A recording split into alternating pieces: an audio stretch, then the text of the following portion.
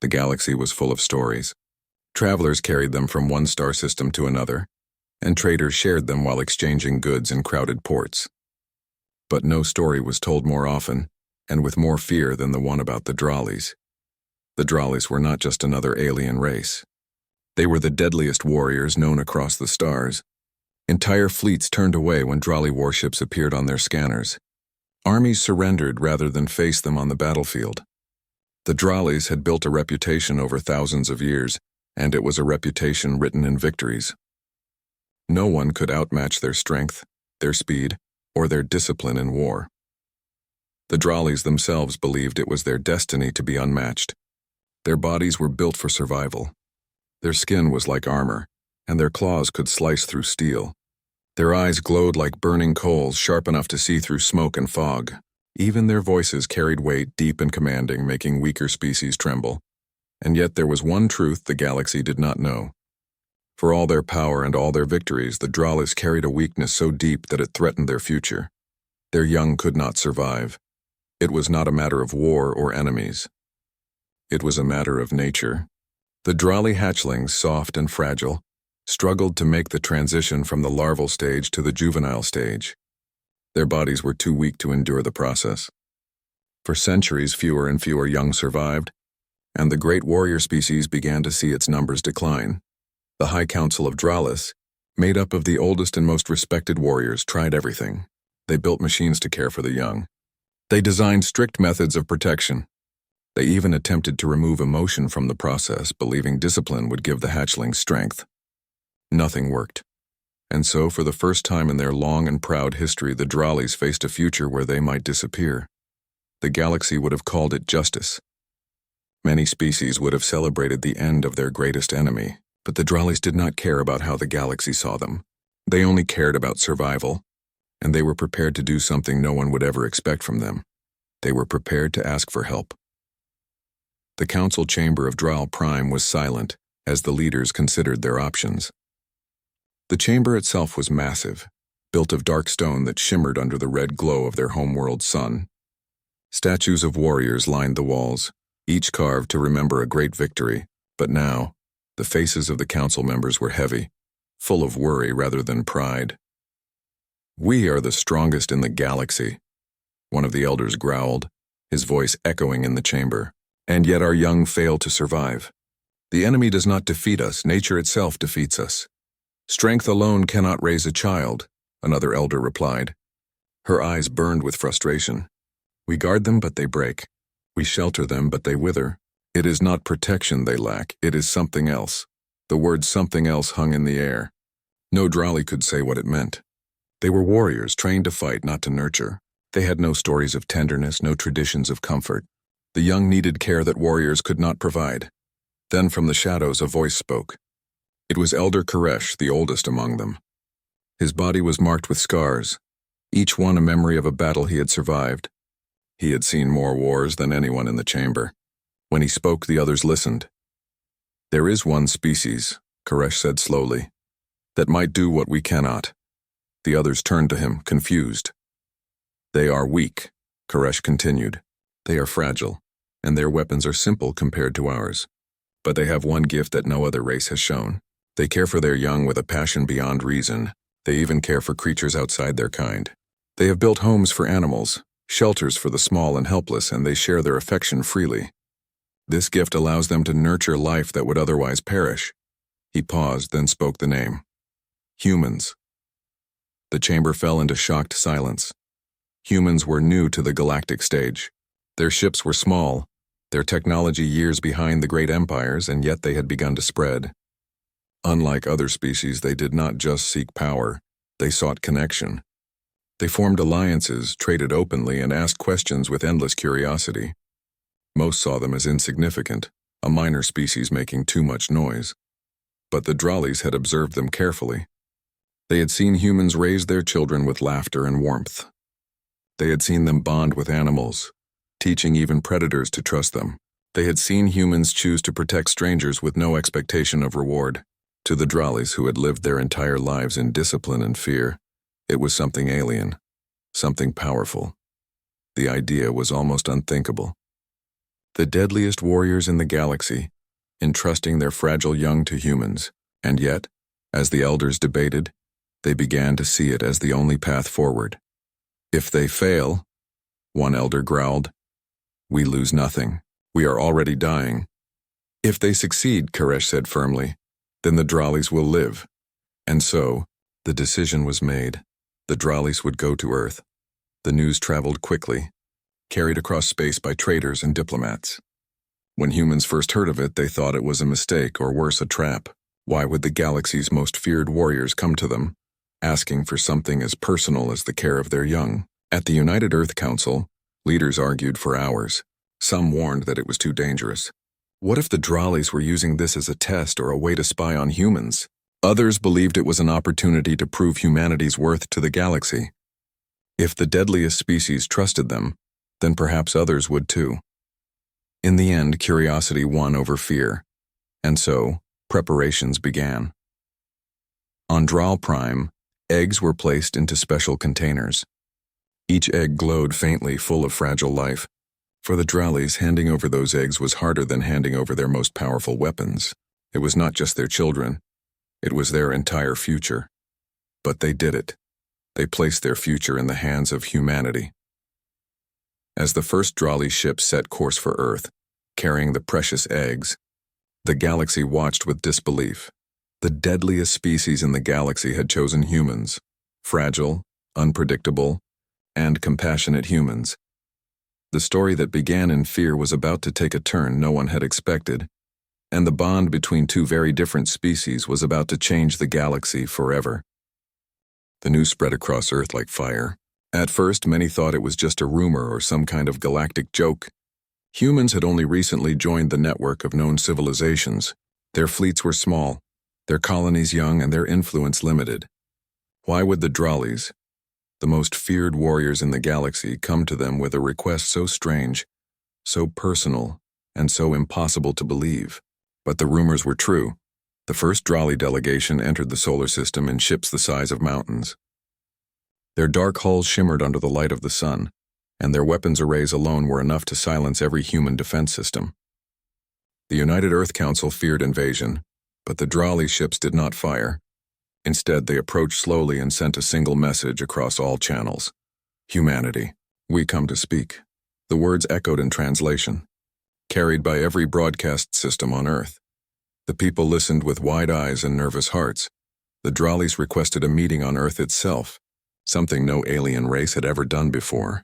And so, with great hesitation, the United Earth Council agreed. The arrival, the day of the meeting, arrived with tension so heavy it could be felt in every corner of the world.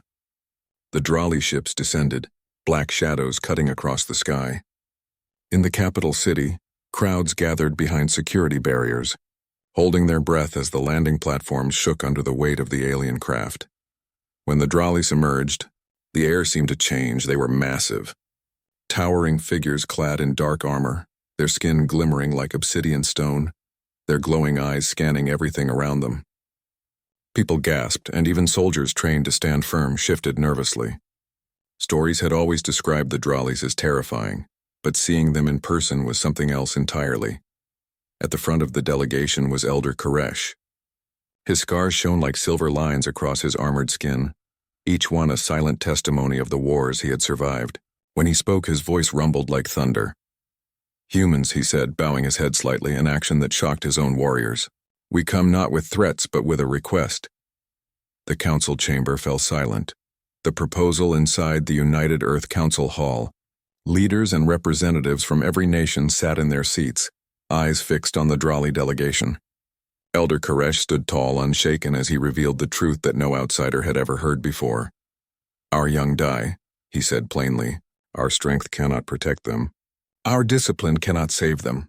For centuries we have tried, and for centuries they have failed to live. The humans listened, confused. These were the most dangerous warriors in the galaxy, and yet they were speaking of weakness. We have seen you, Koresh continued. You raise your young with care, with patience, with something we do not understand. You even raise creatures outside your kind, giving them life when nature would take it away. We believe you possess a gift we do not have. And so we ask you, will you raise our children? The chamber exploded with whispers. Some thought it was a trick. Others thought it was madness. How could humans, barely a presence in the galaxy, raise the young of the Drollies? One human representative, a woman named Dr. Elena Cruz, leaned forward. She was a scientist, known for her work with early alien relations. Her voice was steady as she spoke. "You ask us to raise your young," she said. "But why us? Why not one of the great empires, who have resources and experience far beyond ours?" Koresh's glowing eyes met hers. "Because they do not care. They do not nurture. They see only strength and weakness. You humans, you see beyond. You bond, even when you gain nothing. You give, even when you are small. That is why we come to you." The room fell silent again. The weight of his words was heavy. The Drollies were not only trusting humanity, they were admitting that humans had something the rest of the galaxy did not. The debate. The council spent days in argument. Some leaders were suspicious, convinced the Drollies wanted to use humanity as an experiment or test. Others saw opportunity. If humanity succeeded, their reputation would grow beyond measure. In the streets, ordinary people argued too. Some feared the Drolly young would grow up dangerous, turning against the humans who raised them. Others believed it was a chance to prove humanity's true strength, not in war but in compassion. Dr. Cruz became the voice of reason in the debate. She reminded the council that humans had always cared for the helpless. On Earth, families adopted children from distant lands. People raised animals not for survival but for love. Communities built shelters for those who had no homes. It was not about strength. It was about heart. "If we turn them away," she said, "the galaxy will see us as cowards. But if we try, if we succeed, then humanity will no longer be seen as small. We will be seen as necessary." Her words carried weight, and finally, the decision was made. The volunteers. Not every human was asked to take part. The council knew only a small group could be chosen. Families were invited to volunteer, and thousands stepped forward. Teachers, doctors, scientists, and ordinary parents, people from every corner of Earth, offered their homes. The Drollies watched with silent amazement. They had expected hesitation, perhaps even rejection. Instead, humans came forward with open arms, willing to take a risk for strangers from across the stars. A final group was chosen, each family carefully tested for patience, health, and adaptability. These families would be the first to receive Drolly young. When the announcement was made, the world reacted with shock and wonder. Some cheered, proud that humans had been trusted with such a task. Others worried, unsure what would happen when the eggs arrived, but no one could deny that history was being written. The departure from Droll Prime on Droll Prime, the preparation, was solemn. The great hatchery, usually guarded with silence and shadows, opened its gates. Inside were the glowing eggs of the Drolly young. Each one pulsed softly, fragile and full of life. Warriors stood in silence, their hearts heavy. To hand over these eggs to outsiders was against everything they had been taught, but they had no choice. If humanity failed, their race would fade into history. Elder Koresh himself oversaw the loading of the containers. He touched each one with his scarred hand, whispering a word in the old tongue. It was a word of hope, though few Drollies would admit it. As the ships rose into the sky carrying the eggs toward Earth, the entire planet watched. For the first time, the Drollies were not sending warships to destroy. They were sending their children to live. The waiting world back on Earth, the chosen families prepared their homes. Nurseries were built, filled with warmth and safety. Scientists worked alongside parents to create environments that would balance alien needs with human care. Some families painted walls with stars and galaxies. Others filled shelves with books and toys. Children in these families asked questions endlessly. Will they look scary? Will they be our brothers and sisters? Will they like stories before bed? Parents smiled, unsure of the answers, but certain of one thing: they would give these alien young a chance. The world held its breath as the Drolly ships approached. For humanity, it was the beginning of something greater than war or science. It was a chance to prove that their greatest strength was not power, but compassion. And for the Drollies, it was the first spark of hope in centuries. The deadliest warriors in the galaxy had done the unthinkable. They had placed their future in the hands of humans. The arrival of the Drolly ships in Earth's orbit was a sight that would be remembered for generations. Black hulls, glowing slightly with alien energy, floated against the stars, massive and silent. Yet unlike other first encounters in human history, there was no sense of fear in the air, not fully. There was curiosity, a strange mix of excitement, anxiety, and wonder. Inside the ships, the Drali younglings were carefully secured in containers designed to sustain them during transit. Their eggs glowed faintly with a soft orange light, each one containing a fragile life that the galaxy had almost lost. The Dralis themselves had never touched these younglings outside of the hatchery. They were wary, protective, and full of unspoken tension. Elder Koresh, standing at the helm, watched Earth grow larger on the viewscreen. For the first time in centuries, he felt an emotion he could not name. Perhaps hope, perhaps fear, perhaps both. We are leaving their future in human hands, he murmured to himself. May they succeed. First contact, the Drali ships descended gently to one of the specially prepared human colonies. Massive landing platforms had been built to accommodate the alien vessels, and the chosen families waited anxiously. Scientists, security personnel, and the volunteer families formed a line, ready to receive the eggs. The doors of the first ship opened with a low hum. Drali warriors, standing taller than any human, carefully carried the containers down the ramps. The warriors moved with precision and respect, each step deliberate. They were not used to tenderness. Their culture had trained them to be fierce and unyielding. Yet now they handled life itself with care. Dr. Elena Cruz, coordinating the operation, stepped forward. "We are ready," she said. Her voice carried calm authority. "We will take good care of them." Elder Koresh's glowing eyes scanned her and then the group of humans waiting behind her. After a long pause, he nodded. "Then we place them in your hands." The containers were lowered carefully. For the Dralis, this act was almost sacred. These eggs were more valuable than any weapon, more precious than any victory. Yet they were now entrusted to creatures who had never handled Drali life before. The first hatchlings. The eggs were placed in specially designed nurseries, equipped to regulate temperature, light, and gravity to mimic Drali natural conditions. The humans worked tirelessly, adjusting the controls and ensuring that every detail was perfect. Then, the first egg began to shake. Slowly it cracked. Light spilled through the cracks, revealing the soft alien body within. The hatchling unfurled its small limbs, tentatively testing its strength. Its skin was smooth and shimmering, and its tiny eyes blinked against the bright human-made lights. A hush fell over the room. A human mother, Maria, held her breath as she stepped forward. "Hello, little one," she whispered softly. "We're here to take care of you." The hatchling tilted its head, studying her with curious eyes. It let out a soft chirping sound, a sound no human had ever heard before, yet somehow comforting. Maria smiled, reaching out a gentle hand. The hatchling touched it with a tiny claw, then recoiled slightly.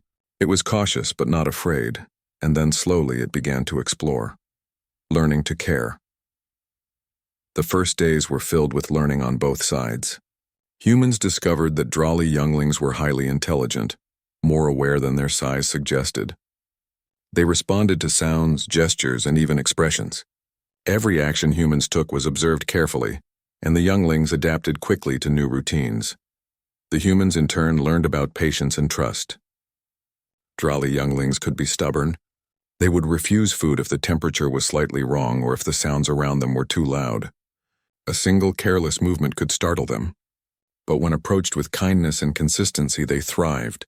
Parents and scientists alike found joy in the small successes. A hatchling who learned to climb safely.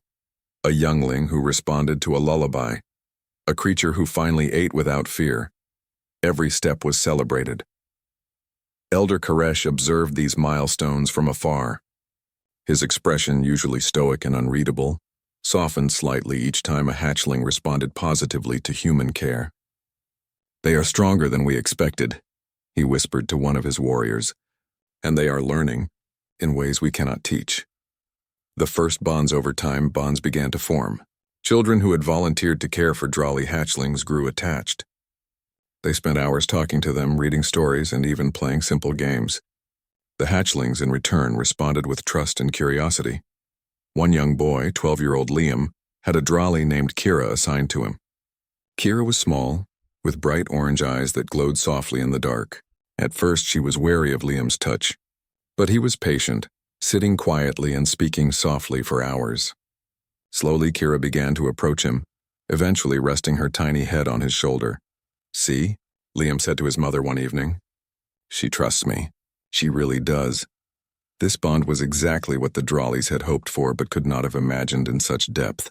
Their younglings were forming connections, not just surviving, but thriving, learning the qualities of care, compassion, and empathy, challenges and triumphs.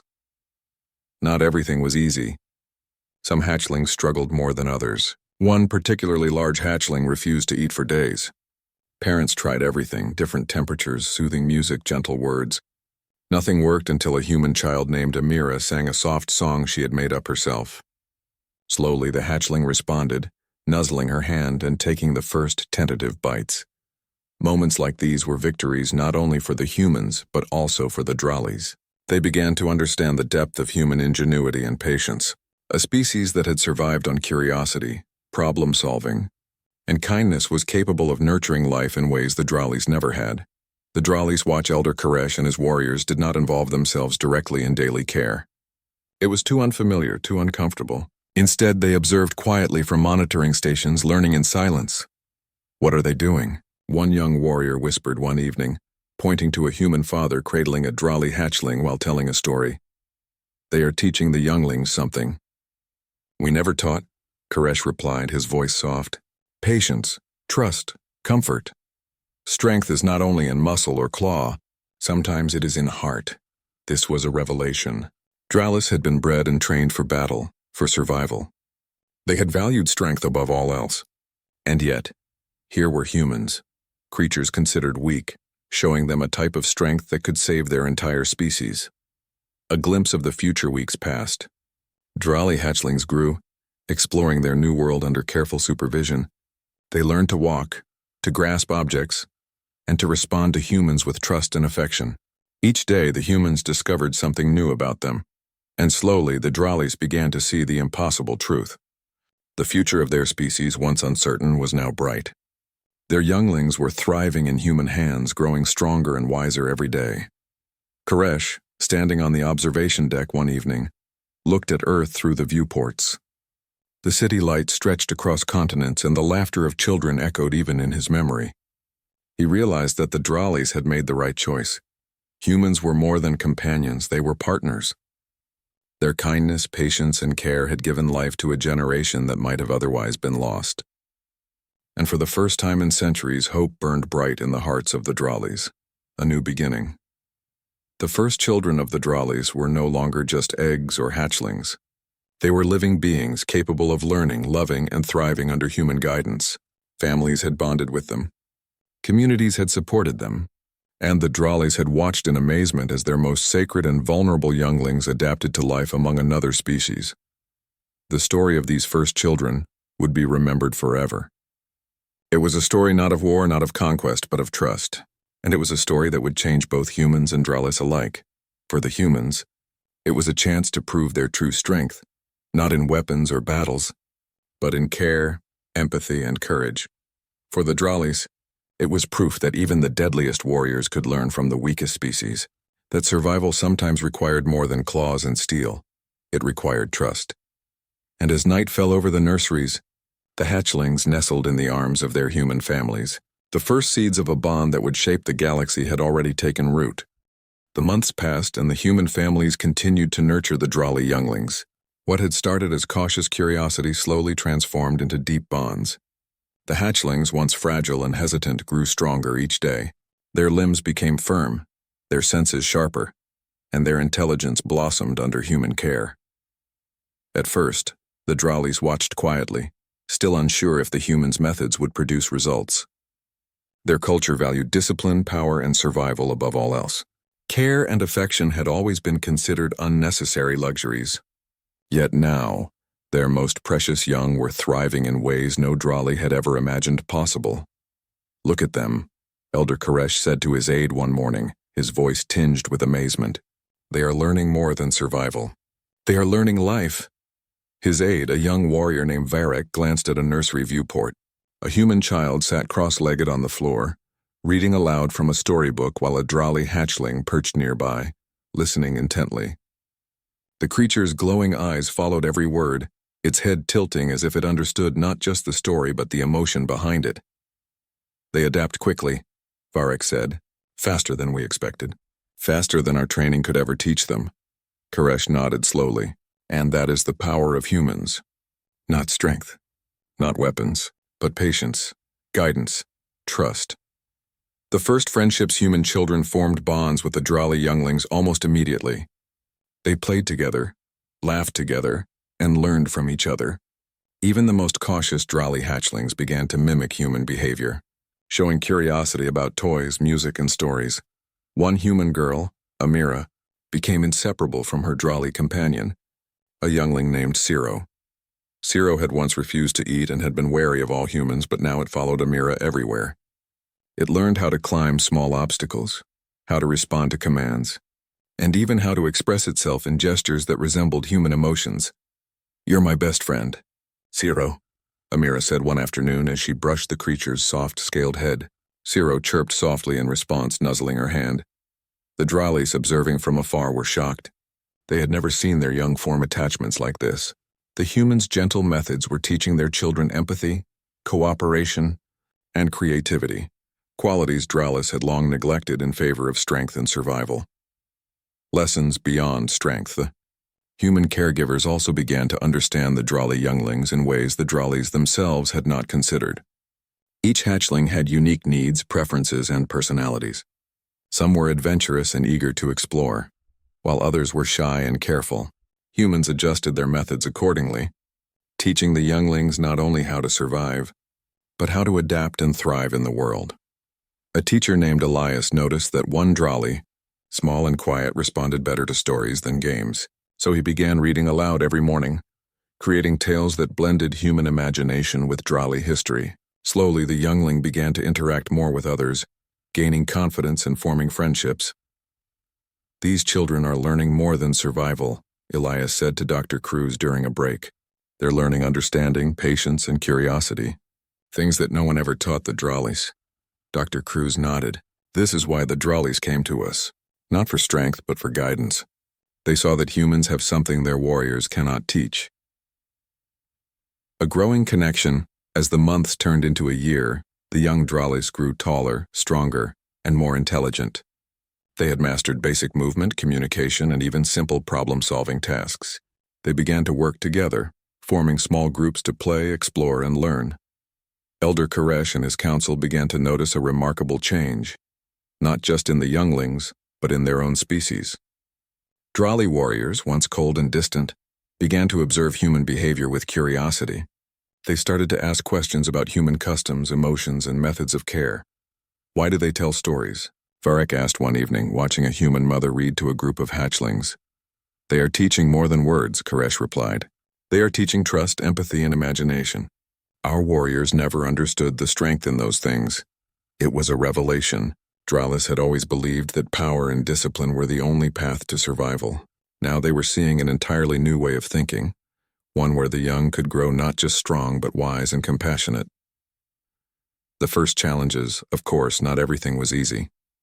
Some Drali younglings struggled to adapt to human methods. One particularly stubborn hatchling refused to participate in group activities, preferring isolation. It would hiss softly and retreat whenever humans approached. Dr. Cruz suggested patience and observation rather than force. "This one needs time," she said. "You cannot teach trust with intimidation. It comes slowly with care."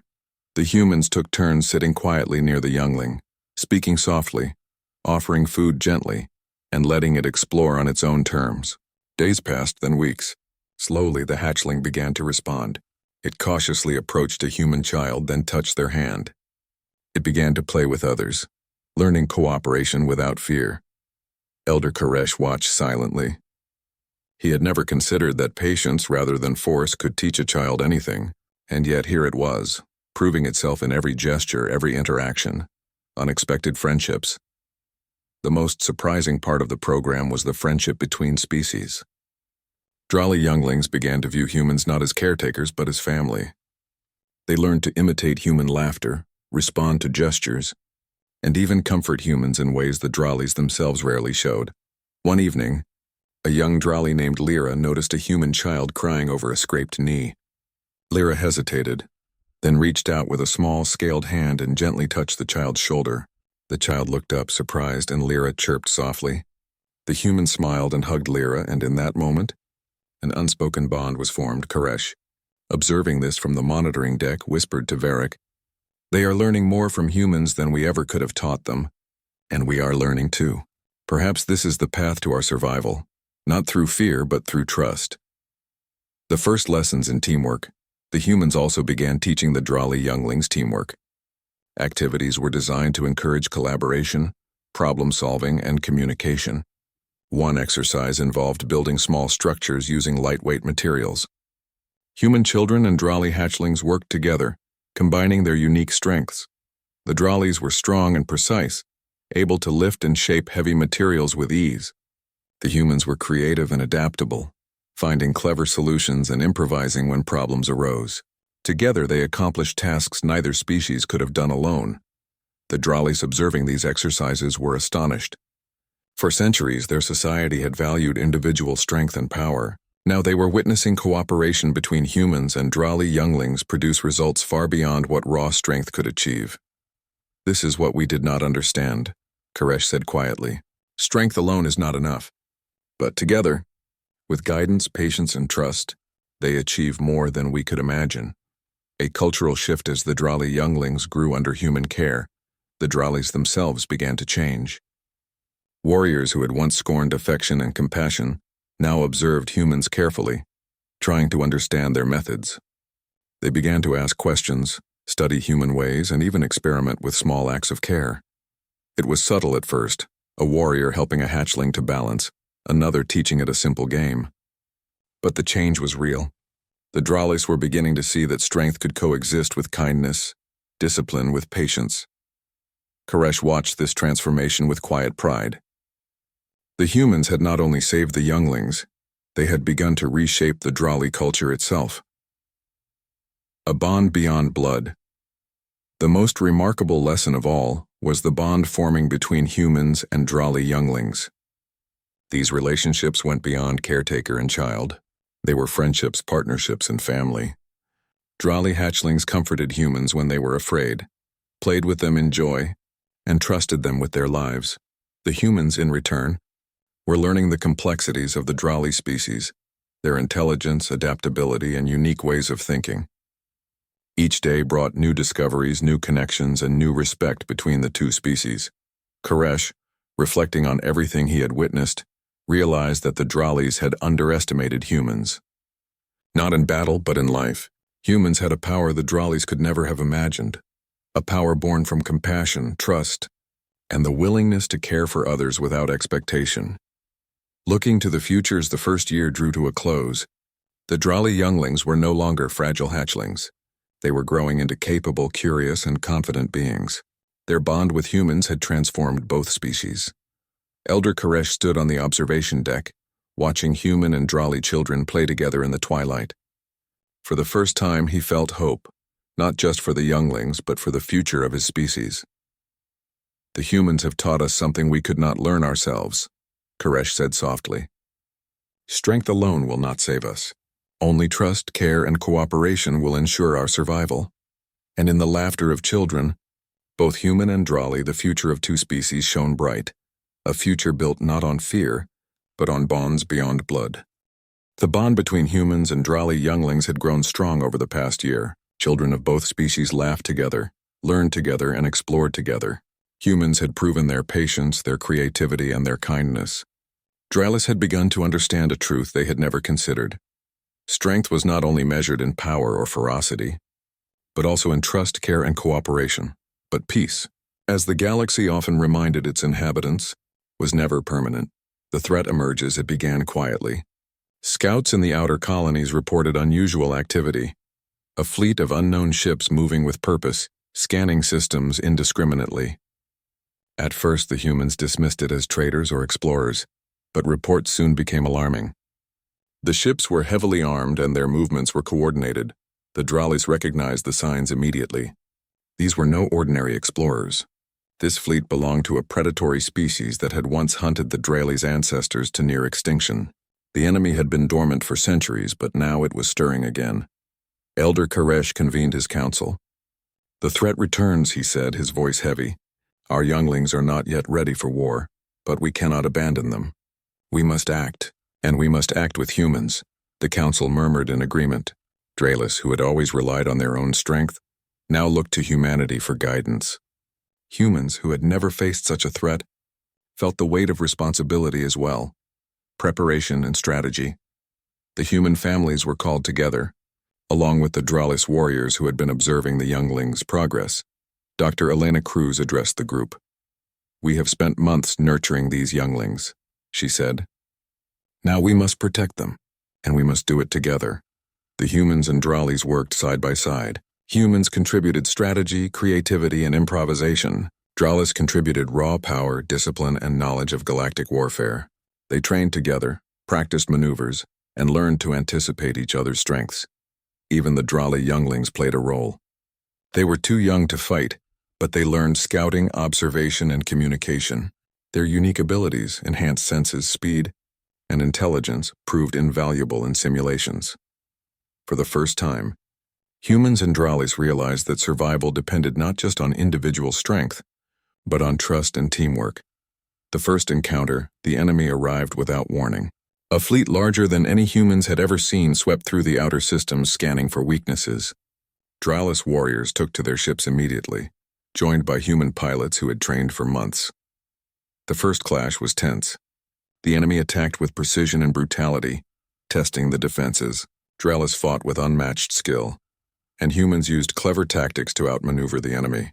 For every powerful strike the Dralis delivered, humans found creative ways to anticipate and counter enemy movements. From the nurseries on Earth, Drali younglings and their human siblings watched the battle unfold through secure observation systems. Their hearts raced, but they understood the stakes. This was a real test of everything they had learned: trust, cooperation, and courage. Courage in action. In the heat of battle, humans and Dralis discovered a new level of synergy. Human pilots, using unorthodox maneuvers, lured enemy ships into traps set by Drali warriors. Dralis on the ground used their physical strength to defend key installations, while humans coordinated defenses with speed and precision. One particular young Drali, Kira, who had been timid months before, helped relay signals between units with lightning speed. Her human friend, Liam, interpreted the data and directed forces to adjust positions. Together, they prevented a critical breach in the colony's defenses. Elder Koresh watched from the command ship, a rare feeling of pride swelling within him. "They fight as one," he murmured. "Humans and Dralis. Together." It was not just strategy that won battles, it was the bond of trust, built over months of care and attention. The enemy, though powerful, had underestimated the unity between two species. The turning point, despite initial success, the enemy began to push harder, targeting the central colony where Drali younglings were located. Alarm bells rang and human families prepared for evacuation. But the Dralis refused to abandon their children, and the humans would not leave either. It was a moment of decision. Humans and Dralis convened quickly. Dr. Cruz spoke first. "We cannot rely on retreat. Our strength is not in isolation. It is in the bond we've built. We must protect them together, and we must show the enemy that trust is stronger than fear." The Dralis agreed. Their warriors, trained for individual combat, now followed human-coordinated plans that emphasized teamwork. The human families, too, played their part, using every skill they had learned in nurturing the young to maintain order, relay information, and support the defenders. When the enemy struck the colony directly, they were met with an unexpected force. Humans and Dralis fought not just with strength, but with coordination, patience, and strategy honed through months of collaboration. The enemy faltered, unable to predict the synergy of care, trust, and ingenuity, victory and unity. The battle raged for hours, but eventually, the enemy was forced to retreat. They had not anticipated the unity of two species that had learned to trust and care for one another. The Dralis were victorious, not through sheer power alone, but through a bond forged in empathy, patience, and cooperation. On the battlefield, Drali younglings and humans reunited. Children hugged, hatchlings chirped softly, and warriors allowed themselves moments of pride and relief. Humanity had not only proven itself capable of raising the Drali young, but also of standing side by side with the deadliest warriors in the galaxy. Koresh, observing the aftermath, spoke quietly to Varric. The humans have taught us more than survival. They have taught us that trust can be stronger than fear, and that cooperation can be stronger than power. Varric nodded slowly. We owe them our future. A new era begins. After the battle, the relationship between humans and Dralis grew even stronger. Stories of the first year, of hatchlings thriving under human care, and of victory against the enemy spread across the galaxy. Other species took note. The humans, once considered minor and fragile, were now recognized as invaluable allies. The Dralis, too, began to change. Their culture started to value empathy, cooperation, and trust, not just strength and victory. Warriors who had once scorned emotion now observed it with interest, learning from humans and the young Dralis. The bond between the species had created a new legacy, a legacy of trust. Drali children grew strong, capable, and wise, embodying both the strength of their own species and the care they had received from humans. Humanity had proven that true power lay not in weapons or armor, but in heart, patience, and compassion. A symbol of unity. Months after the battle, a celebration was held. Humans and Dralis gathered together, not just as allies, but as partners in a shared future. Children played together, hatchlings chirped joyfully, and warriors stood proudly beside their human counterparts. Elder Koresh addressed the gathering. The Dralis have learned that strength alone does not ensure survival. Humans have shown us a gift we never knew existed: trust, care, and compassion. Together, we have protected our young, defeated a common threat, and begun a new chapter for our species. He looked around, his eyes settling on the children, the human and Drali younglings who had inspired this change. These children are the living proof of what we can achieve when we trust one another. They are our legacy, and for the humans it was a moment of pride unlike any other. They had proven that their greatest strength was not in war, but in the ability to nurture life, inspire trust, and form bonds that could shape the galaxy. Looking forward, the story of humans and Dralis spread quickly across star systems. Other civilizations began to see humanity not as a fragile species, but as a force of hope and compassion. They had changed the perception of an entire galaxy by showing that care, trust, and unity could achieve what power alone never could. On Earth, families continued to raise Drali younglings, who now explored their world with confidence and curiosity. Dralis visited regularly, learning from humans, participating in daily life, and forming friendships that transcended culture and species. The galaxy had witnessed something extraordinary. The deadliest warriors in the galaxy had entrusted their future to humans, and the humans had honored that trust. Together, they had created a legacy that would be remembered for generations. As the sun set over the nurseries, Drali hatchlings curled up beside their human siblings, tired but happy. Their chirps mixed with human laughter, a melody of trust, love, and hope. The galaxy had seen the impossible, and humanity had proven itself, not through conquest or fear, but through the courage to care. The legacy of trust had begun,